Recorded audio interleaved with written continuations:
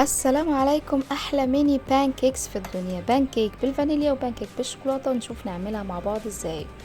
نجيب بيضه بدرجه حراره الغرفه ونحط عليها فانيليا وحوالي كوب الا ربع من السكر الباودر. عايزه احط سكر خشن اضربه في الخلاط، مفيش اي مشكله، المكونات كلها بتاعت اضربها في الخلاط عادي.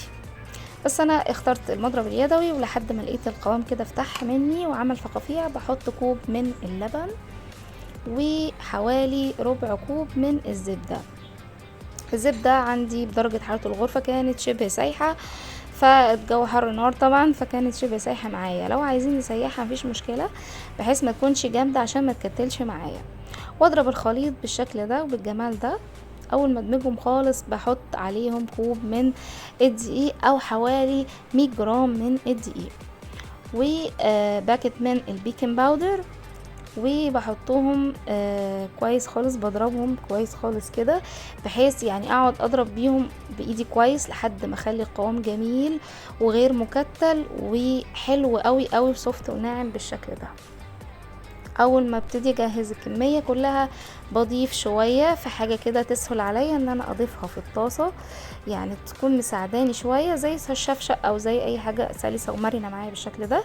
والنص التاني هعمله شوكليت معاكم، حوالي ربع كوب من الكاكاو، معلقه من القرفه، وباكت من النسكافيه بلاك او القهوه سريعه الذوبان، واخر حاجة معلقتين من الدقيق وقصادهم رشة الفانيليا، ومعلقة من اللبن لو احتاجنا، يعني على حسب كمية اللبن بتاعك. انا احتجت هنا معلقة من اللبن حطيتها بالظبط كده، وابتديت ادمج كل الكلام ده كويس خالص خالص خالص علشان امنع اي كتل. زي ما قلنا ممكن نستخدم الهاند بلندر، ممكن نستخدم المضرب الكهربائي، ممكن نستخدم الخلاط، اي حاجة متوفرة عندنا.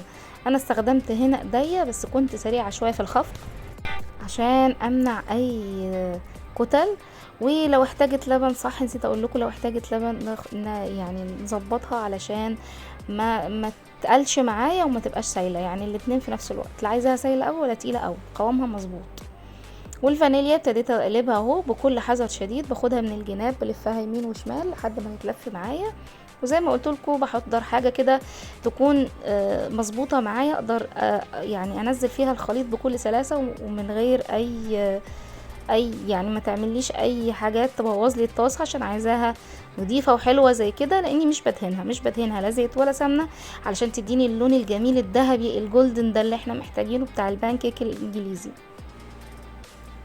بصوا حطيت لكم واحده فانيليا وواحده شوكليت مع بعض علشان تشوفوا الفرق بين الاتنين، او نشوف يعني سواها ده بيبقى ازاي، وده لونه بيبقى ازاي، وده سواها بيبقى لونه عامل ازاي. بالظبط كده، هو ده اللون المطلوب في ده. طبعا اول ما بتبتدي معايا تعمل معايا فقاقيع بالشكل ده ببتدي اقلبها، انا مش بقلبها ولا بلعب فيها خالص غير لما تعمل لي الفقاقيع دي. ومجرد ما تعمل لي الفقاقيع دي بقلبها على طول، انا مش ببططها ولا بضغط عليها نهائي، بس انا بحاول اظبطها من على الجناب، فما نحاولش نبططها خالص، يعني نسيبها على راحتها. اول ما نقلبها على طول. وادي الميني بان كيكس جهز معايا، الفانيليا والشوكولاته. عايزه اقول لكم ان ريحته كانت قلب الدنيا، كمان ريحه الشوكليت والقرفه والكافي تحفه تحفه تحفه فنيه. الشوكليت عملت لها صوص الشوكليت، والفانيليا عملت لها صوص العسل او العسل النحل. عايزه اقول لكم ان هو تحفه تحفه تحفه، طعمه حلو جدا وهش وخفيف قوي، ومتوقعتش نتيجته هتطلع معايا بالجمال ده. الميني بان كيك الانجليزي الرائع، سهل وبسيط، حاجه سريعه قوي. لو عايزين نعمل حاجه سريعه ما تاخدش مننا وقت بالليل سهرانين مع ولادنا كده كده، عايزه اقول لكم ان هو سريع قوي قوي على فكره، وما خدش مني وقت خالص، وكان تحفه في الطعم، والولاد عجبهم جدا جدا. لو وصلتوا لحد هنا بالفيديو انا بحبكم قوي قوي قوي قوي قوي، ما تنسونيش في اللايك، احلى لايك واحلى اشتراك وسبسكرايب منكم، بحبكم جدا جدا. باي باي.